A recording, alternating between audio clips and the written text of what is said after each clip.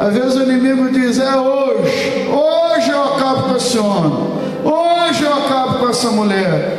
E ele fica te pesquisando, ele fica olhando e fala assim: ué, todo dia ela toma café da manhã, por que ela não tomou café da manhã hoje? Opa, tem alguma coisa aí. Aí ele fica ali à espreita ali. Daqui a pouco dá o horário do almoço, ele fala: essa mulher está jejuando, esse homem está jejuando, porque todo dia eu pesquiso ele há 55 anos, há 60 anos, há 70 anos, há 90 anos. Eu persigo ele e pesquiso desde quando foi gerado no ventre da sua mãe. Ele sempre almoça, ela sempre almoça esse horário. Foi feita a melhor comida que ela gosta, que ele gosta. Não comeu, o inimigo já fica, aí ele já começa a se afastar, porque com oração e jejum ele não aguenta. Você lembra quando Jesus falou? Essa caça de demônios, ela sai com oração e jejum. Quando o inimigo vai ver, está você lá meio-dia com os joelhos dobrados, com o rosto no pó, dizendo: Senhor, a luta está grande, mas eu separei esse momento aqui e eu quero te oferecer. Receba, Senhor, como um cheiro suave esse sacrifício que eu faço. Senhor, receba aí, que possa chegar nos céus. Irmão, se você está tendo uma tática aqui, uma tática ali, alguma coisa, você é um varão valoroso, você é uma varoa valorosa.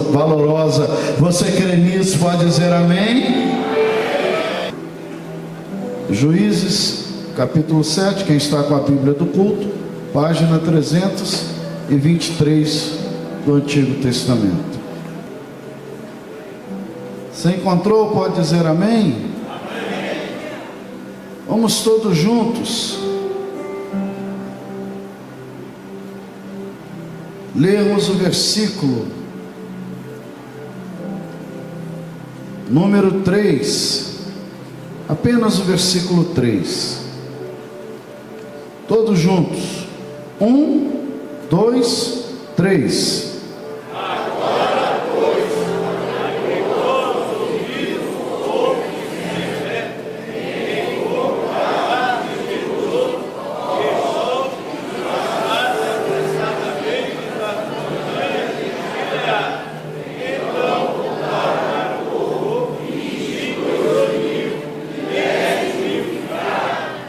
Amém? Essa palavra nós tivemos 3 palestras, 2 à noite, no encontro dos guerreiros, e uma na parte da manhã, no café, após o café da manhã com o bispo Abner Ferreira. Na sexta-feira passada tivemos uma palestra à noite, pastor Magno Ferreira. No sábado pela manhã tivemos uma palestra com o bispo Abner Ferreira. E no domingo pela manhã tivemos uma palestra com o pastor doutor Moisés. Aí no sábado à noite nós fizemos o culto dos guerreiros, né? E eu ia trazer uma palavra baseada nesse texto, mas Deus colocou no meu coração de nós termos ali um momento de história de vidas. E alguns irmãos que vieram ao meu coração, eu pedi que eles falassem ali, né, de 7 a 10 minutos, uma síntese da vida deles, do que Deus tem feito, com exceção do irmão Fernando, que o Jobert cortou o horário dele, só deu 5 minutos para ele, né? Mas os outros, e foi uma benção.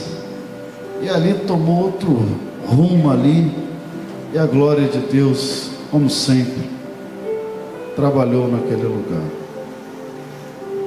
Tudo que nós fazemos nessa igreja reflete aí fora. Você sabia disso?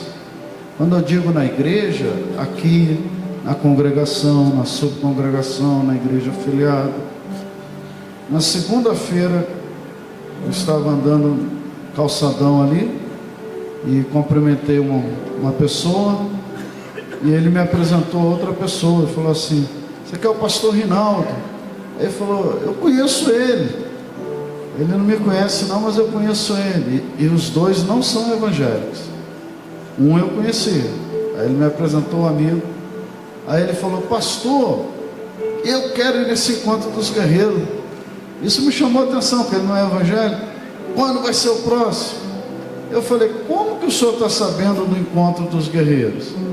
Vocês lembram aquela hora, os irmãos que estavam no encontro guerreiro, que foi exatamente nesse sábado à noite, que eu pedi que vocês fizessem ali, ao vivo ali, vocês louvando a Deus, uma chamada ao vivo ali, né?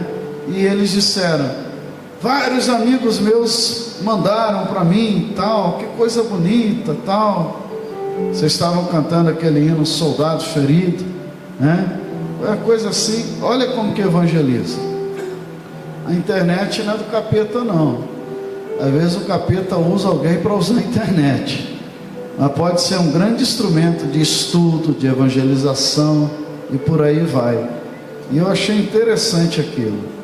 E eu fiquei muito feliz em ver esses homens que são verdadeiros guerreiros.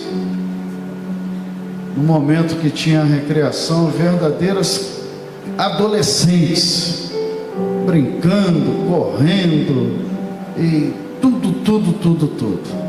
Utilizaram tudo que podiam utilizar.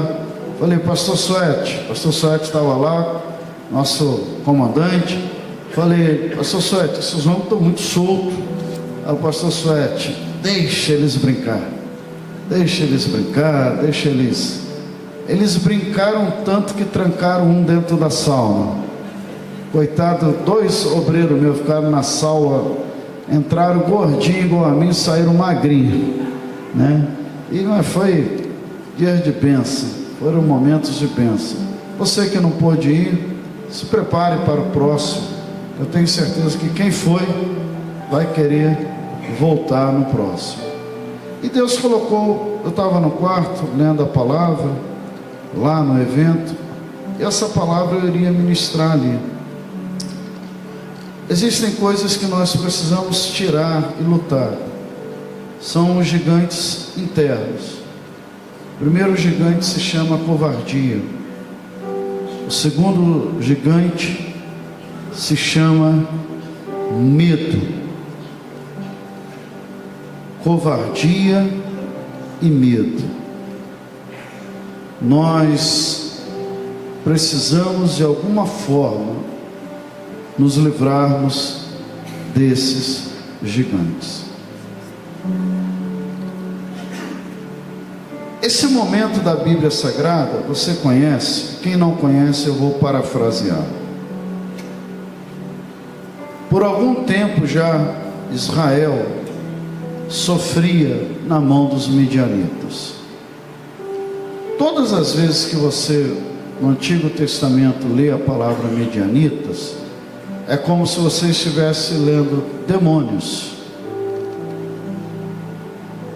Pastor, mas Israel não é o povo da promessa? Por que eles estavam sofrendo? Porque todas as vezes que o homem peca, todas as vezes que uma nação que foi ensinada a adorar a Deus, uma nação que conheceu a Deus, Israel, ele estava vivendo o momento dos juízes, mas a história foi passando de geração em geração. Alguém contava, alguém dizia os feitos do Senhor.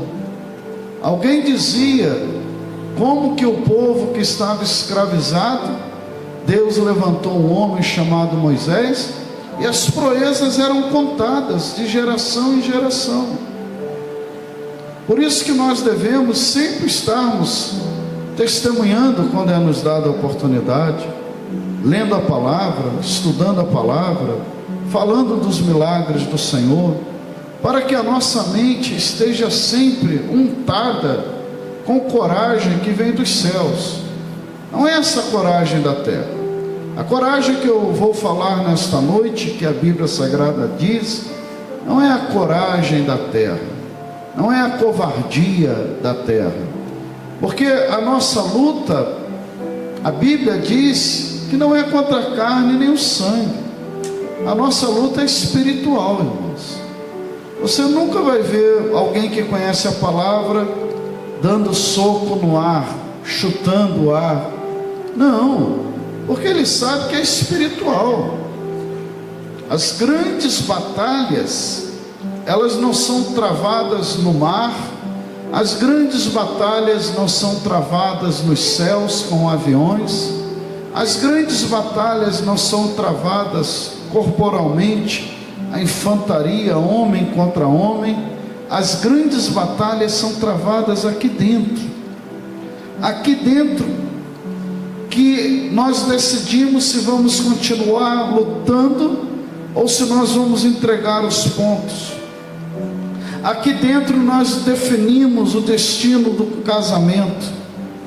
Aqui dentro nós definimos se vamos continuar sendo honestos ou não. Aqui dentro nós definimos se seremos uma pessoa digna ou não. Tudo acontece aqui dentro. Eu já disse algumas vezes aqui e vou repetir.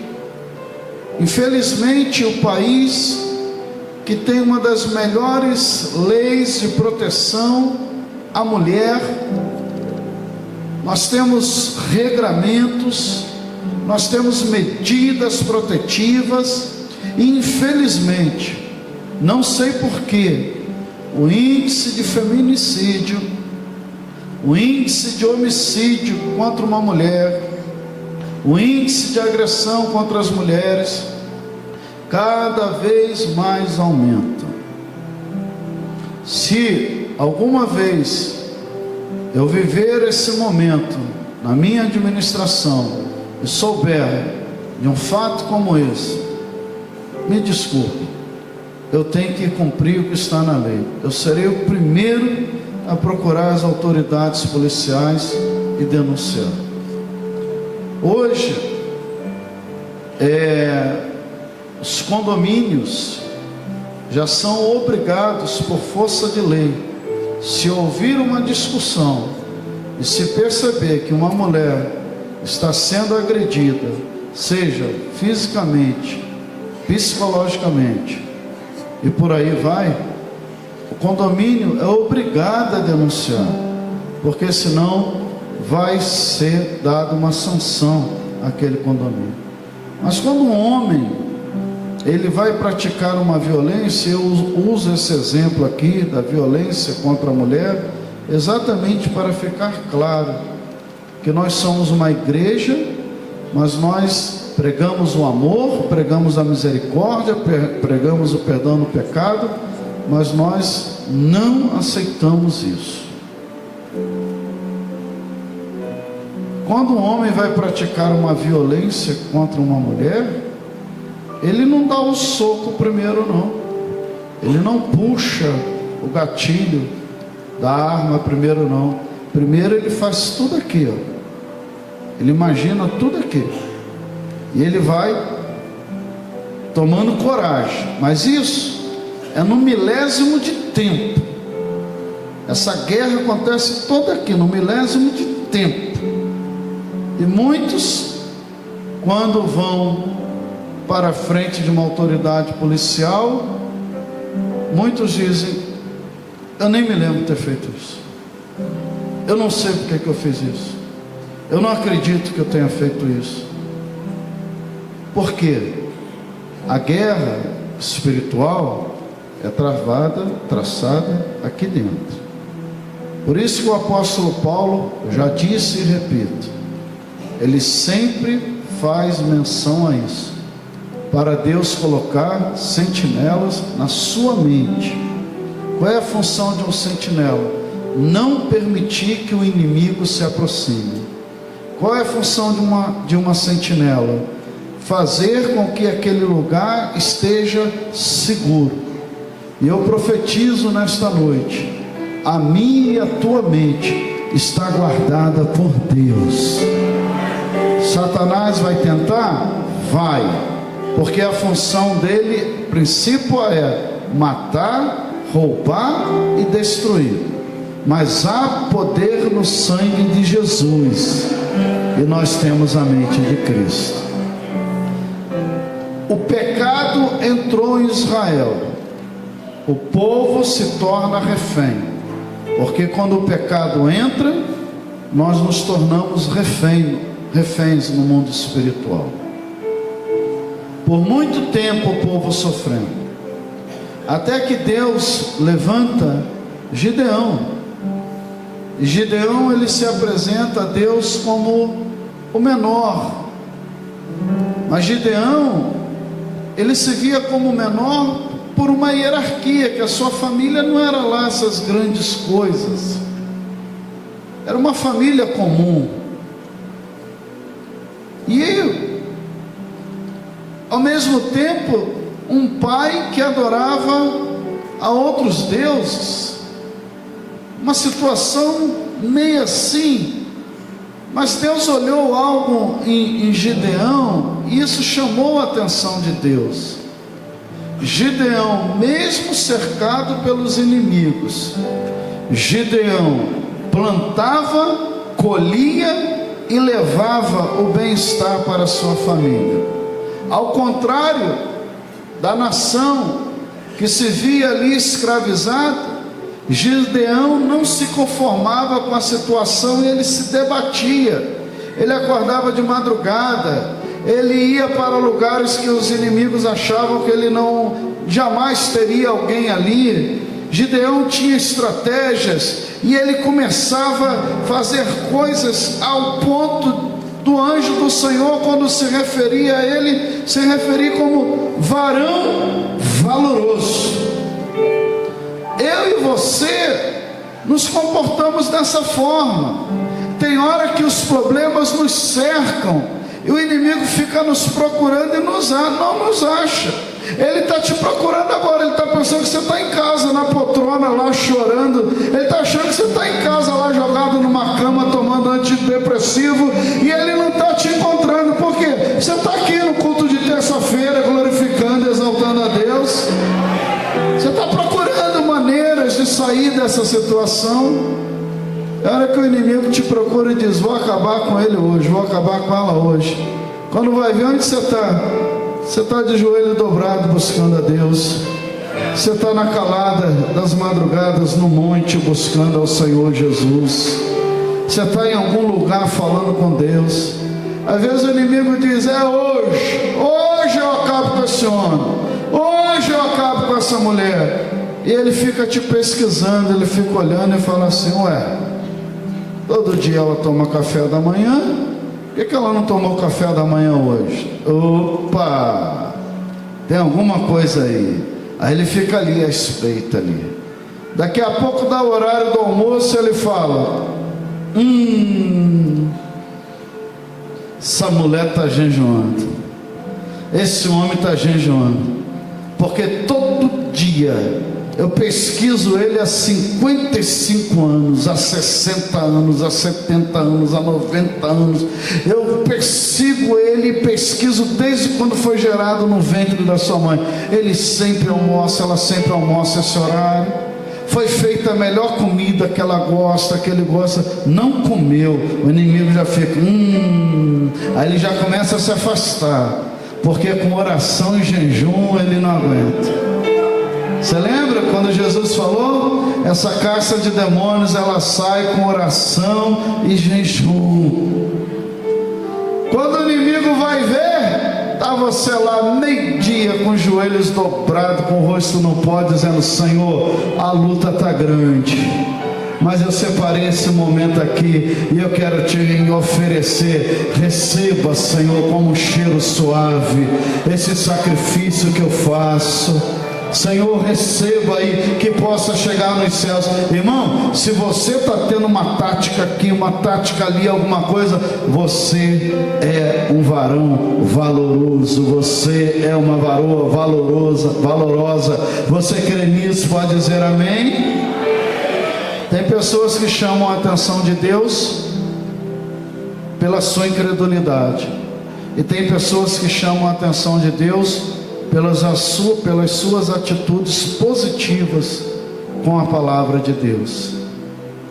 E Gideão, depois convencido de que Deus estava com ele e de que Deus iria dar uma estratégia para eles partirem para a guerra, para lutarem e estabelecerem novamente a origem, Israel como povo de Deus e não sendo oprimido pelos medianitas. Essa noite é a noite da decisão. Essa noite é a noite que muitos aqui vão ouvir a palavra e vão voltar para casa. Mas muitos também irão ouvir a palavra de Deus e vão dizer: eu decidi nessa noite fazer isso ou aquilo, e Deus vai me dar vitória. Essa noite é a noite da decisão, é a noite da virada, é a noite que você, quando entende a palavra de Deus e se posiciona, o sobrenatural, o milagre acontece. Eu, quando era jovem, eu representava uma marca concorrente da Xerox do Brasil, e o salário que eu tinha na carteira era um salário mínimo, e eu ganhava, o alto do salário eram as comissões do que eu vendia, e eram máquinas novas, a tecnologia nova, eram chamados de duplicadores. Hoje deve estar bem mais avançado. Naquela época você colocava para tirar a cópia do mesmo documento, do que você queria, e tirava 1000 cópias em 20 segundos, e com a qualidade perfeita. Só que eram máquinas no valor de um carro popular, e eu me deram uma área muito difícil, e como que eu iria ali ganhar o pão de cada dia naquela área ali? E teve um dia que eu levantei e eu falei: esse mês não vai terminar sem que eu bata a minha meta. Eu vou bater a minha meta. E eu lembro de eu fazendo a minha higiene pessoal, me barbeando, escovando o dente. Naquela época eu tinha cabelo, penteando o cabelo. E eu lembro que eu olhei no espelho e falei assim: em nome de Jesus, eu não volto para casa hoje sem que eu tenha fechado pelo menos 3 contratos. Fechar um contrato por mês já era uma coisa, eu queria fechar 3 em um dia. E eu saí de casa e eu falei, e a Simone falou assim: você vem almoçar? Eu falei: eu não sei, não me espere para almoçar não.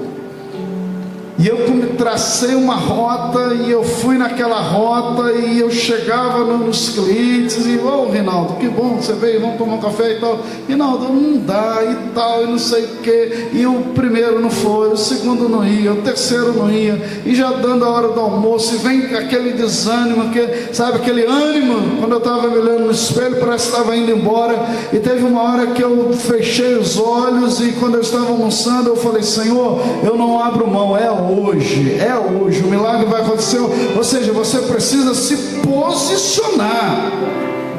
Você já assistiu alguma Olimpíada pela televisão? Você já viu o atleta quando está, seja qual for a modalidade, judô, karatê, jiu-jitsu, natação? Você já viu como que o atleta, ele entra na competição? O nadador, ele vai ali, fica na posição, tem uma multidão lá gritando e tudo mais, ele não está ouvindo ninguém, ele só está ouvindo a batida do coração dele, e olhando e dizendo: eu tenho que ir e voltar, e eu tenho que ser o primeiro. Alguns chegam a dar tapa no peito, alguns chegam a dar tapa no rosto, é como se eles estivessem dizendo: acorda, que é agora, você treinou para isso, é uma oportunidade só. E quando ele vai, aí depois que ele ganha a medalha de ouro, aí os comentaristas começam a olhar e falar: olha o olhar dele como é que estava, olha como que ele estava concentrado, olha isso, olha aquilo. Paulo nos compara a nossa carreira à carreira de um atleta. A única diferença que ele diz que o atleta dessa terra, ele corre atrás de um prêmio que é corruptível, que vai acabar, a glória, a fama, isso vai acabar tudo. Mas nós estamos em busca de um prêmio que é eterno, que é o nosso relacionamento, é a salvação, é Cristo vivendo em nós. Então nessa noite, meu irmão, começa a acordar dando um glória, um aleluia, dizendo: eu não sei como, mas o meu Redentor vive e todo sempre. E as máquinas, pastor? Vendi 4. Cheguei em casa com os contratos, com os cheques, e no outro dia eu fui no escritório e eles disseram: e aí, Rinaldão, vai fechar o mês amanhã? E eu falei: por mim pode fechar hoje. E joguei assim. Que isso, cara? Que é isso? Se posicione, porque Deus já está posicionado. Tome uma atitude. Não fica naquela coisa de chorinho. Não. Se posicione. Olha o momento certo e parte para dentro. Hoje eu estava almoçando e tinha um atleta, por isso que eu estou falando. Esse rapaz, desde 3 anos, ele entrou no jiu-jitsu. Eu oriento as mães que têm crianças, coloque para praticar um esporte. Na minha época, se falasse em jogar futebol, a gente era excluído. Hoje todo mundo queria ter o Neymar como membro da igreja, e grandes jogadores e tal, porque aí a obra financeiramente a gente fazia os projetos mais rápido, né? Eu oriento aqui a cada pai, a cada mãe: coloque seu filho para praticar um esporte.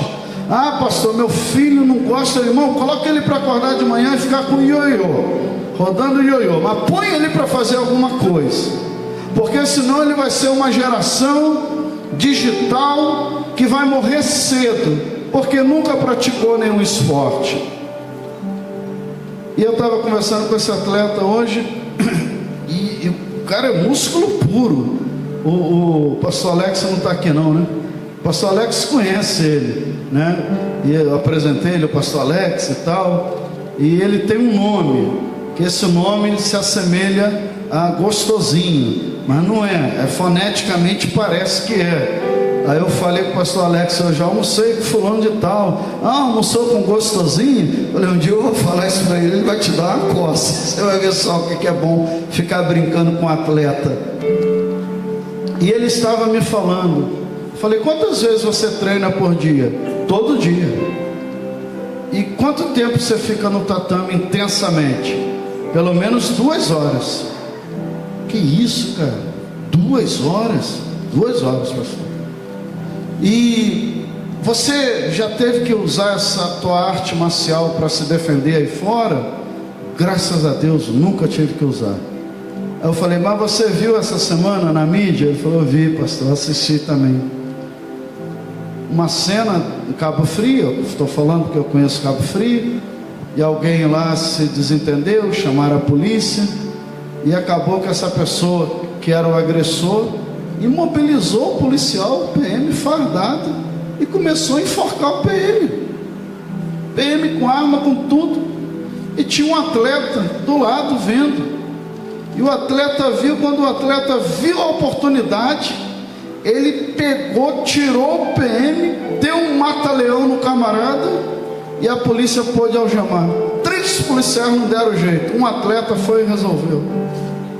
Tem coisa na vida espiritual que não precisa ser forte, não precisa ser novo, não precisa estar com a visão boa, não precisa estar com a audição boa, é só não se meter com o pecado, porque a unção de Deus vai estar na tua vida e Satanás vai ser vencido em nome de Jesus. Melhor, ele já foi vencido na cruz do Calvário. Jesus está dizendo para nós: olha, você vai lutar contra uma pessoa que eu já venci.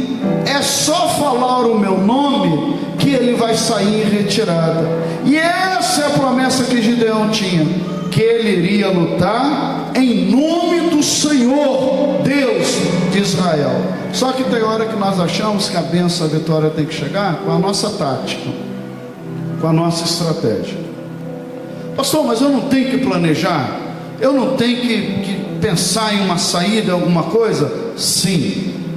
Mas depois que você planejar, depois que você montar tudo, entregue o teu caminho ao Senhor, confia nele, e o mais ele fará.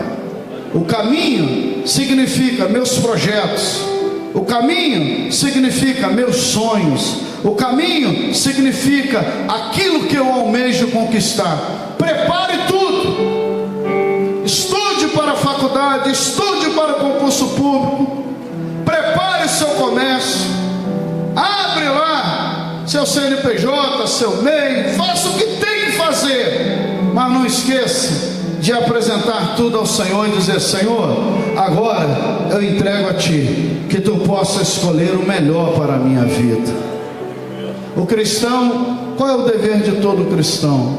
Todos nós, sermos fiéis a Deus, sermos fiéis à palavra do Senhor, fugirmos da aparência do mal. A Bíblia não fala que é para fugir do mal, não. Foge da aparência. Aquilo que tem uma aparência de mal, já foge daquele, irmãos.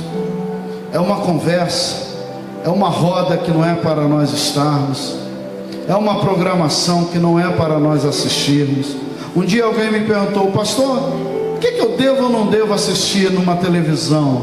O que eu devo assistir ou não numa rede, de internet? Eu digo: você deve assistir tudo que você pode colocar no telão, que a sua esposa possa estar sentada, seu marido possa estar sentado, seus filhos possam estar sentados, que seus netos possam estar sentados assistindo. Aquilo que te causa vergonha deles estarem assistindo, você já está no campo do pecado. Você já está querendo ali ver alguma coisa, fazer alguma coisa que você acha que ninguém está vendo. Mas ninguém escapa dos olhos do Senhor Jesus Cristo. Ninguém pode se ocultar da justiça de Deus. E Ele reúne todo o povo que havia. E a Bíblia diz que quando Gideão apresenta a Deus, o Senhor Deus diz assim: Gideão, tem muita gente aí. Se eu deixar vocês irem para a guerra com essa multidão de gente, se vocês vierem a ganhar, vocês não vão me glorificar. Vocês vão dizer: as nossas mãos nos deram essa força, nos deram essa vitória. A nossa força, a força do nosso braço nos deu essa vitória. Estude, mas estude muito para você conquistar. Eu não conheço uma maneira de alguém conquistar na vida honestamente que não seja através do trabalho e dos estudos. Eu não conheço. O que passar disso daí provavelmente não é uma forma lícita.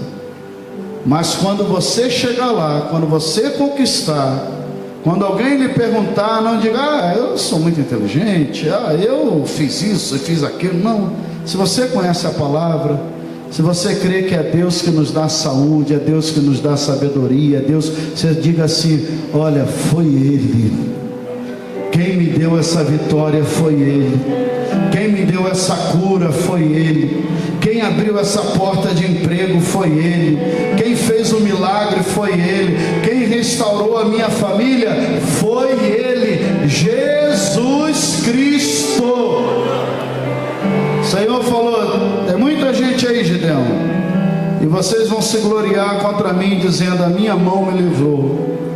Aí o Senhor falou assim: apregou ao povo: quem for covarde e medroso, volte e vá-se apressadamente das montanhas de Gileade.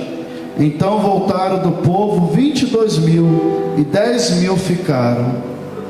Medroso, diz no dicionário, é um adjetivo que descreve alguém que sente ou demonstra medo com frequência, sendo sinônimo de receoso, temerosa, tímida, uma pessoa acanhada. A palavra indica uma pessoa que é denominada pelo medo, que é dominada pelo medo, que se sente desconfortável em certas situações e tem receio de correr risco ou enfrentar desafios. Gente, a carreira de cristão é um momento que a todo momento, todo instante, nós estamos correndo desafios, correndo riscos, mas nós temos que ficar na nossa posição. Você quer um exemplo de um valente, de uma pessoa que não teve medo? Davi. Ele tinha experiências profundas. Porque eu pergunto aqui nessa noite: Quem aqui já enfrentou um leão e matou um leão? Leão, uma besta fera, leão. Quem já enfrentou e matou? Levante a mão aqui. Não há ninguém. Eu tive num parque na Argentina e tinha uma fila enorme. Eu entrei e eu tirei uma foto assim no leão de verdade e mandei essas fotos para alguns amigos fuzileiros navais, e eles já tiveram lá também, alguns tiveram, e eles disseram assim: tirar uma foto com um leão anestesiado é mole, quero ver você tirar essa foto com um leão de verdade, sem anestesia. Eles estão corretos. Tem pessoas que querem viver o cristianismo, mas um cristianismo sem risco, sem problema, sem dificuldade. Um cristianismo que você faça até uma amizade com o mundo. Quando eu digo mundo, eu não estou falando de pessoas, mas eu estou falando do sistema, do pecado.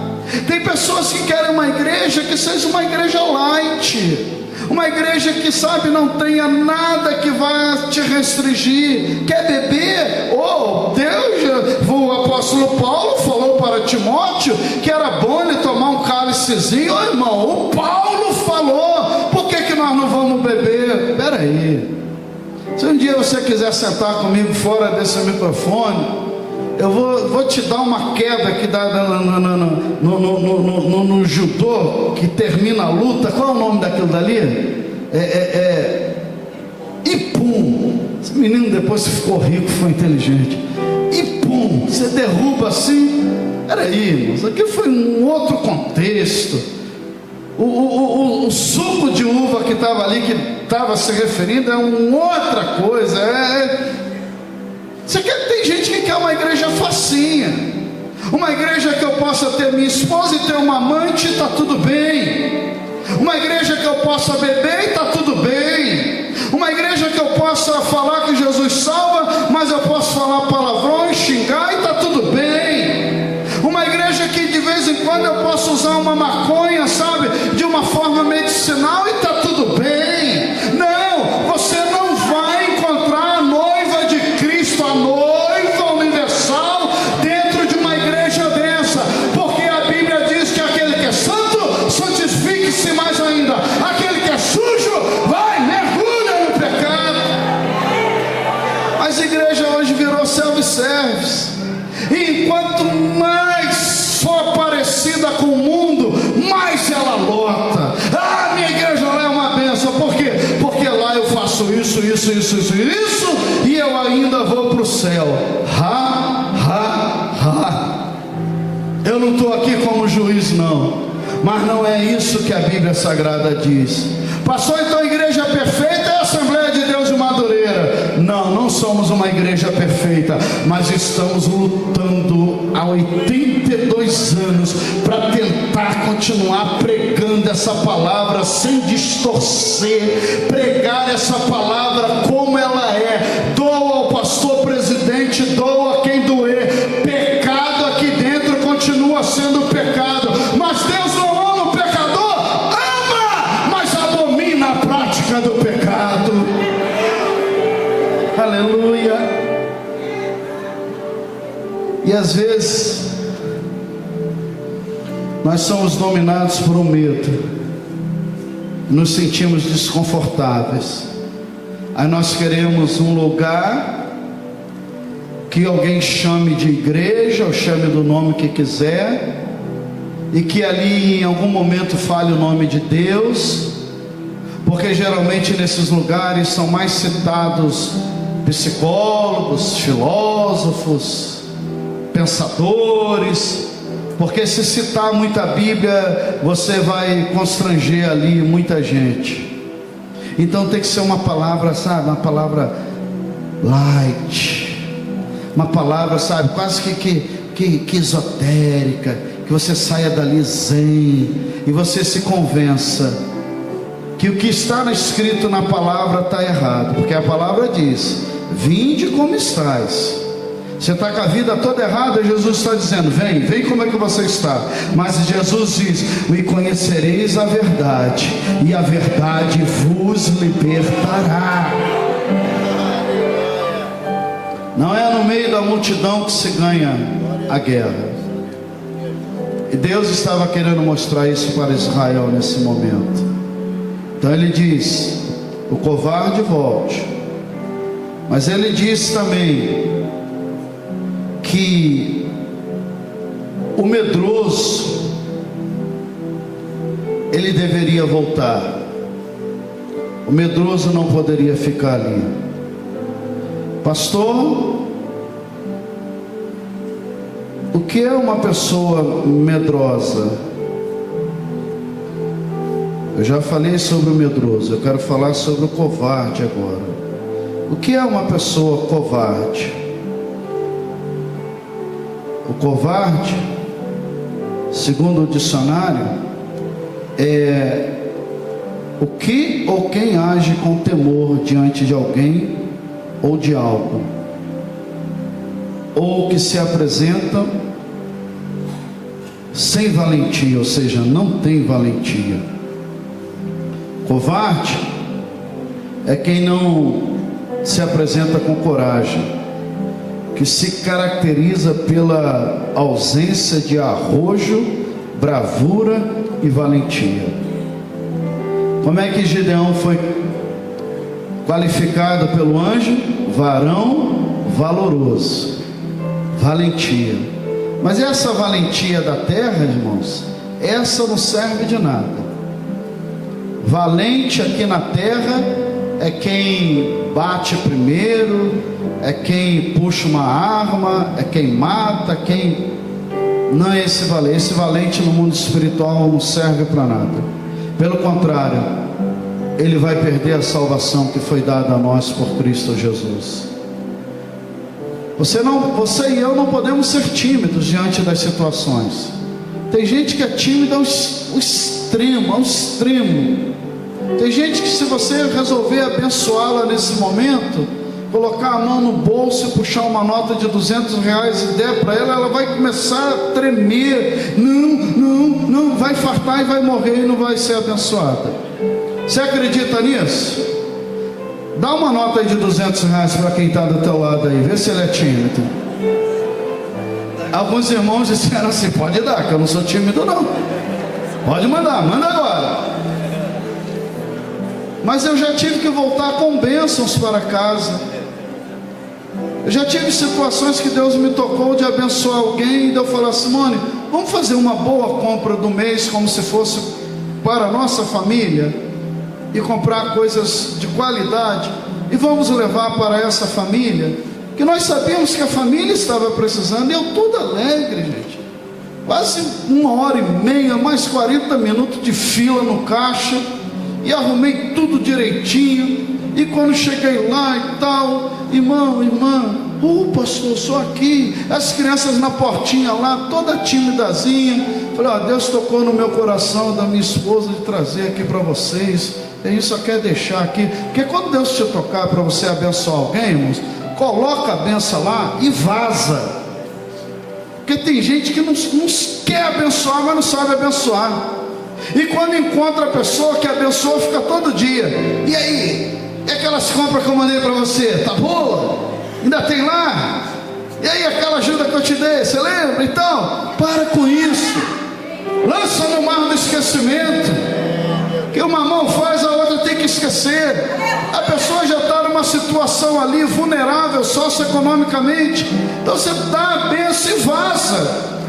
E eu abri o porta-mala e falei: irmão, vim trazer essa semana uma bênção, mas a gente está com pressa, a gente está com compromisso. Posso deixar aqui no portão, vocês guardam? Eu não consegui descer uma bolsa. Não, pastor, precisa não. Não, tá, Deus tem cuidado da gente, está apertado, mas Deus está... E olhando as criancinhas, irmãos, se aquelas criancinhas tivessem coragem, elas iam falar: mentira, pastor, não tem nada aqui dentro. Eu voltei com aquelas compras chorando. Que eu falei assim: poxa, Simone. A Simone falou assim: não, dá timidez. O que você vai fazer? Vai obrigar a pessoa? Gente, por favor, é com carinho que eu estou trazendo. Eu sou o pastor de vocês. Não. E a esposa querendo tomar coragem para dizer: pastor, não tem nada dentro da geladeira, não tem, foi Deus que tocou. E o marido lá: não precisa, não. Ai, irmão, Se um dia Deus te tocar para abençoar, você não precisa nem me contar o enredo. Pastor, eu estava orando. Não, não conta enredo não, me dá logo que eu quero. Pode me dar, eu quero. Eu estava dando aula na escola dominical em Serapédica, quando eu era pastor presidente. E eu estava dando aula para a classe de obreiros. E o pastor jubilado subiu de repente com um documento de um carro zero, uma chave de na época era um Vecta, era um carro top. Ele tinha uma semana que tinha comprado o carro. E ele era muito agitado igual a mim, o pastor José Miguel do Nascimento, já dorme no Senhor, um homem de Deus. E ele falou assim: pastor Rinaldo, faça assim com as duas mãos. Eu fiz, ele está aqui o documento, está aqui a chave, amanhã nós vamos para o Detran, resolve, mas já fica com o carro aí. Eu falei: pastor Miguel, o que é isso? Ele falou: está entendendo não? Eu comprei um carro zero tem uma semana. Quando eu estava na agência, que eu peguei o carro, comprei à vista, eu ouvi uma voz dizendo: esse carro não é para você, esse carro é para o pastor Rinaldo. E na hora eu falei: pastor Rinaldo, o sangue de Jesus tem poder. Olha o inimigo querendo tirar a minha bênção.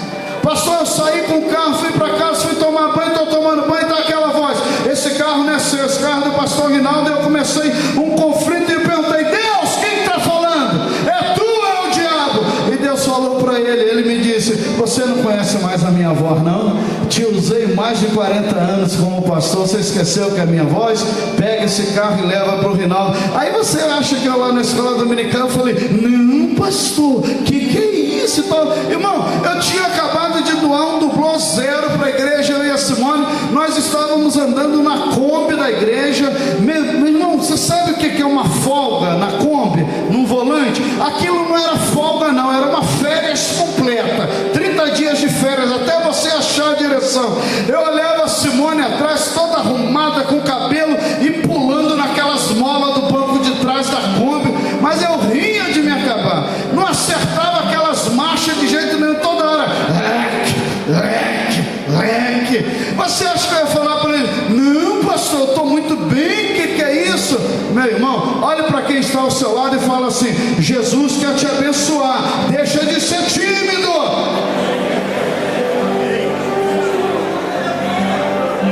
E a timidez é algo que atinge o covarde, porque tudo ele vê o gigante e se vê pequeno. Você lembra a passagem quando Moisés mandou os espias? Somente Caleb e Josué tiveram a visão e disseram: a terra é boa, a terra mana leite e mel. Estavam dizendo que tudo que plantava era diferenciado. Tem gigante sim, mas nós vamos em nome do Senhor e nós vamos vencer o gigante. E os outros espias: não, nós olhávamos para ele e éramos nas suas vistas como gafanhotos, ou seja, nós éramos pequenos. Eles nem dialogaram com o gigante, já estavam imaginando o que o gigante pensava. O gigante nem tinha visto ele, porque senão poderia até matá-los mesmo, porque covarde e medroso acaba morrendo. E esses dois homens daquela geração foram os que entraram na terra, porque eles disseram: tem gigante, mas nós vamos em nome do Senhor dos Exércitos. Não deixe que a síndrome do gafanhoto entre em você, que tudo você acha grande demais, tudo você... Alguém fala assim: irmão, irmã, a irmã é solteira, né? Eu vi a irmã casando com uma pessoa, esse camarada é um homem de Deus. Eu vi esse camarada com um montão de fazenda, eu vi esse camarada com não sei quantos aviões, com não sei quantos helicópteros, eu vi a irmã indo de um lado para o outro no mundo. Aí você diz: não, Jesus, não quero não, muita coisa. Um desempregado bonitinho tá bom demais. Seja feita conforme a tua vontade. Quantos creem que Deus tem coisas grandes para a tua vida? A pergunta que eu te faço: você quer sim ou não? Sim. Então não seja medroso e não seja covarde. E eu concluo: 10.000 ficaram, e disse o Senhor a Gideão: ainda muito povo há, ou seja, existe ainda muita gente. Faz-o descer as águas, e ali te os provarei, e será que aquele que eu te disser, este irá contigo, esse contigo irá. Porém todo aquele que eu te disser, esse não irá contigo, esse não irá. E fez descer o povo às águas. Então o Senhor disse a Gideão: qualquer que lamber as águas com a sua língua, como as lambe o cão, esse porás à parte, como também a todo aquele que se abaixar de joelhos e beber. E foi o número dos que beberam, levando a mão à boca, 300 homens, e todo o resto do povo se abaixou de joelhos a beber água. Preste atenção nisso aqui. Olha como que Deus é pedagógico. Eu amo esse Deus, porque Ele é perfeito. E eu concluo aqui. Parece algo insignificante, né? Manda descer esses 10 mil lá. Fala que agora é hora de beber água.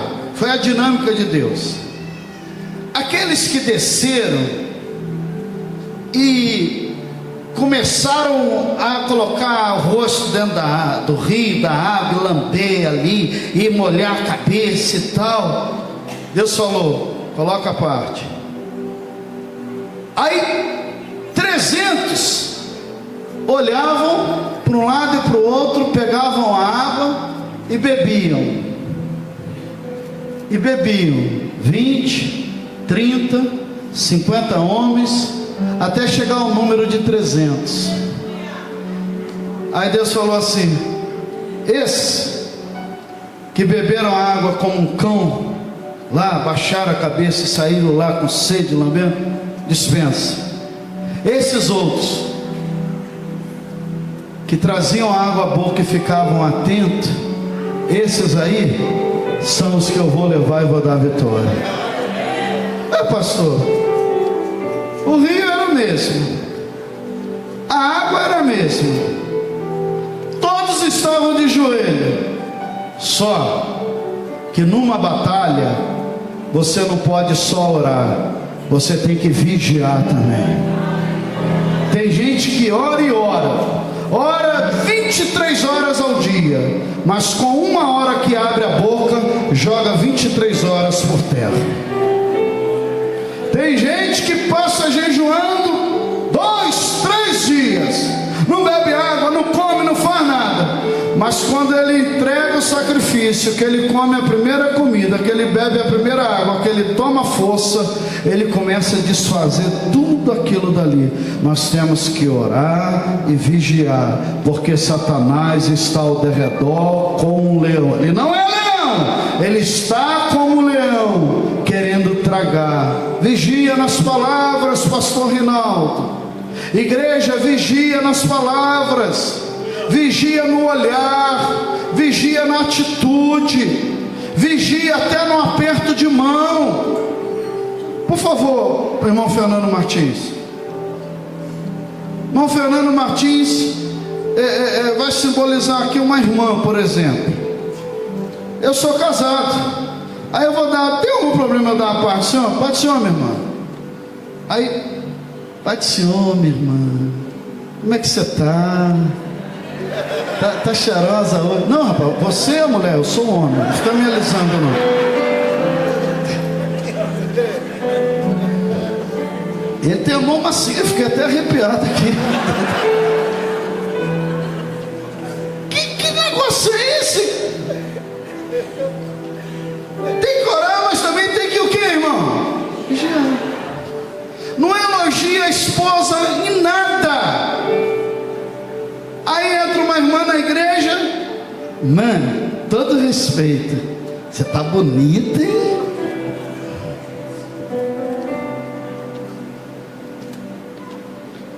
Como diria minha bisavó, tá procurando sarna para quê? Nossa. Vou usar as palavras do bispo Abner, que são palavras do bispo Manuel Ferreira.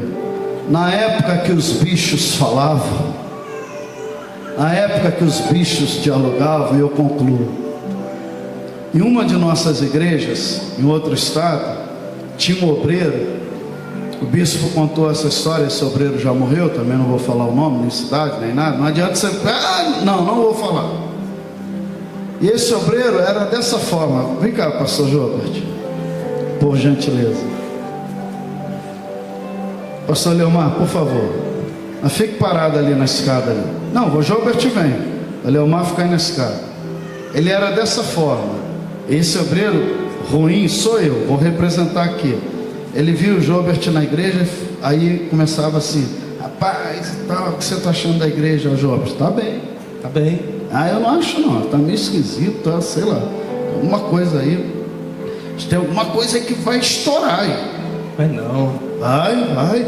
Aí vinha chegando outro obreiro, o pessoal quando vinha chegando outro obreiro, ele falava: isso aí é homem de Deus. Ô Leomar, que bom te ver aqui na igreja, rapaz, isso é homem de Deus. Isso aí, família tá bem, amigão? Tudo certo? Então tá, Deus te abençoe. Aí o obreiro saía, aí esse irmão falava assim: esse daí é um que não vale nada. Ele não vale nada, entendeu? Pensa num cara que não vale nada, é esse daí, entendeu? Aí o Leomar passava de novo. Aí fala: rapaz, que presente de Deus, poder apertar tua mão 2 vezes no mesmo culto. Ó, se um dia eu crescer, eu quero ser do teu tamanho. Você é um exemplo para a obra de Deus. Deus te abençoe, tá, filho? Vai na bênção de Deus. Rapaz, vou até lavar a mão e ungir. Camarada, vou te dar um conselho, hein? Sai fora desse cara. Obrigado. Pastor, tem isso na igreja? Mas nós estamos em 2025, pastor. Daqui a 4, 3 meses vamos estar em 2026, se Jesus não voltar. Eu convido a noiva a se colocar de pé nesse momento. Tem que orar, mas tem também que fazer o que, irmãos? Tem que vigiar, mas tem que fazer o que também? Orar e vigiar. Vigiar e orar. E daí Deus vai tirando um exército que vai vencendo e avançando em nome do Senhor Jesus Cristo. Deus deu vitória ao seu povo com 300 e os medianitas foram vencidos, sim ou não? Sim. E esse Deus continua dando vitória à sua igreja. Basta você crer, basta você confiar, basta você e eu fazermos a nossa parte. Qual é a nossa parte? Manual está aqui, ó. Manual está aqui, ó. É só ler, está tudo aqui, ó. Leia. Deus tem uma resposta para cada um dos nossos conflitos e problemas. Leia essa palavra. Jesus Cristo salva, Jesus Cristo cura. Ele é o mesmo de ontem, de hoje e será de amanhã. Ele está no controle de tudo e de todas as coisas. Nas nossas palestras, nossa liderança enfatizou: eu não sou de centro, eu não sou de esquerda, eu não sou de direita. Ele disse: eu sou de Jesus.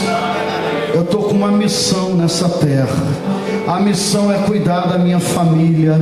A missão é ser um exemplo de pai, de esposo, de avô. É ser um exemplo na sociedade. A minha missão é cuidar da noiva de Cristo e fazer a obra de Deus. Você tem uma missão. E se você seguir esse manual, você vai prosperar, você vai crescer dentro da sua aptidão, dentro da sua profissão, dentro daquilo que você gosta de fazer, sendo algo honesto, bom, que vai glorificar a Deus. Deus vai te fazer prosperar em tudo, em todas as coisas. E quando a nossa história terminar e findar nessa terra, porque nós não gostamos de falar disso, mas um dia todos nós teremos passado por essa terra.